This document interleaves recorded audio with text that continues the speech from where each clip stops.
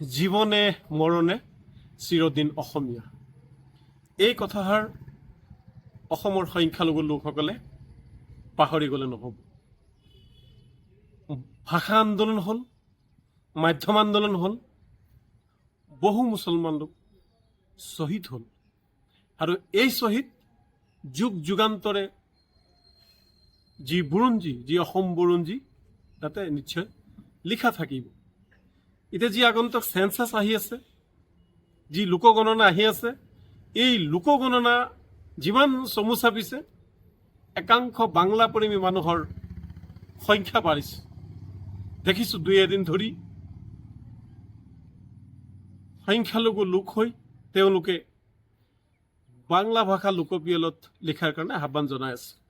সেইটো তেওঁলোকৰ অধিকাৰ, কিন্তু আমি অসমীয়াৰ বৃহত্তৰ জাতিৰ এটা অংগ হিচাপে আমি আগন্তুক যি লোকগণনা, তাতে আমি অসমীয়া ভাষা লিখিবলৈ অসমৰ সকলো জাতি জনগোষ্ঠীৰ লোকৰ লগতে বিশেষকৈ ধৰ্মীয় সংখ্যালঘু লোকসকলক আমি নেমচুৰ ফালৰ পৰা আহ্বান জনাইছোঁ। কোনোবা ব্যক্তি বা সংগঠনে যদি বাংলা ভাষা ভাল পায়, বাংলা ভাষা যদি লিখিব লাগে, যদি সঁচাকৈ বাংলা ভাষা লিখিব লাগে, তেতিয়াতো বাংলাদেশলৈ গুচি যাওক, তাতে কোনে আপত্তি কৰিছে? আমি কেতিয়াও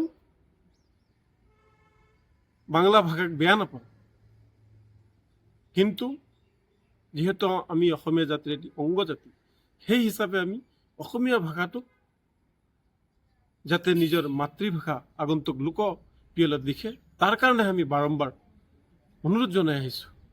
আৰু অসমৰ মুছলমান লোকসকলে, বিশেষকৈ ৯৫% অসমৰ ধৰ্মীয় লোকসকলে, ধৰ্মীয় সংখ্যালঘু লোকসকলে তেওঁলোকে মাতৃভাষা অসমীয়া হিচাপে লিখিব।